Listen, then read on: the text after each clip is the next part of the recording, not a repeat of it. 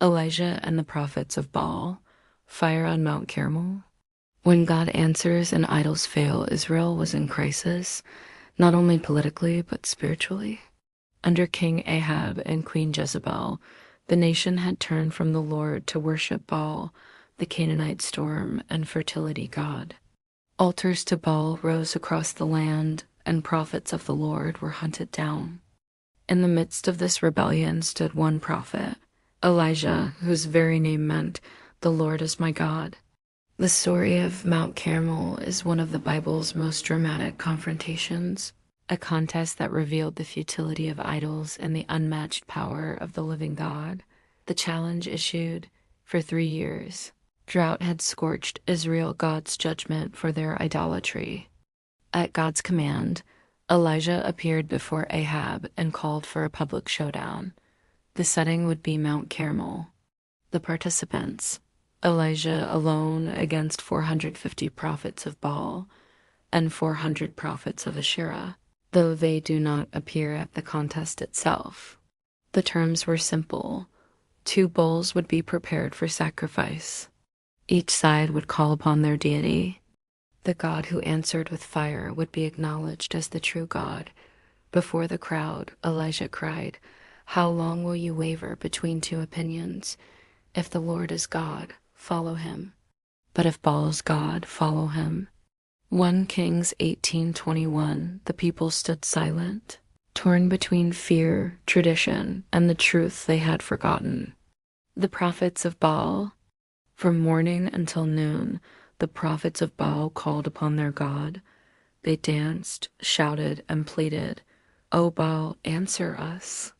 But the heavens were silent. Elijah mocked them, "Shout louder. Surely he is a god. Perhaps he is deep in thought, or busy, or traveling. Maybe he is sleeping and must be awakened." 1 Kings 18:27. In desperation, they cut themselves with swords and spears until their blood flowed. Yet still no fire fell.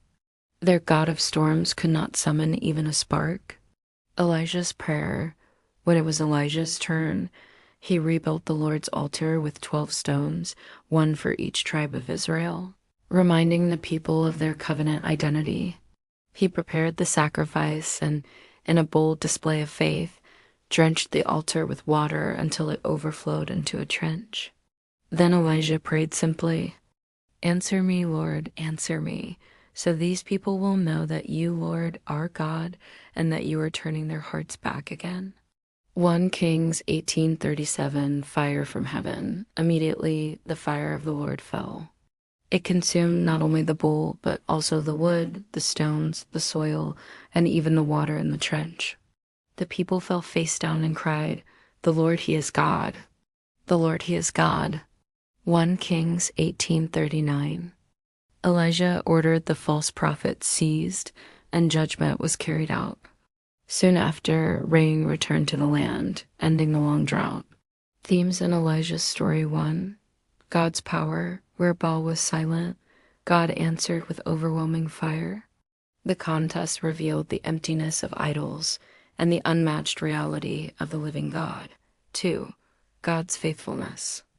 Though Israel had turned away, God sought to bring their hearts back. The fire on Mount Carmel was not just a display of might, but an act of mercy, calling his people to repentance. 3. Confrontation with idolatry. Elijah's question, "How long will you waver?" echoes through history.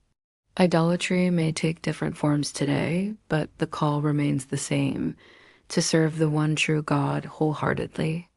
Conclusion: a God who answers by fire. The story of Mount Carmel is more than a dramatic miracle.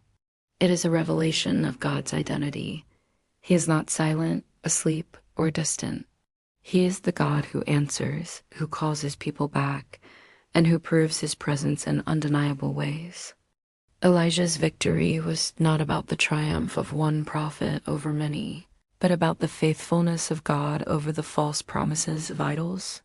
And just as fire fell on Mount Carmel, so too would fire fall at Pentecost, marking the presence of God, not on an altar of stone, but in the hearts of his people.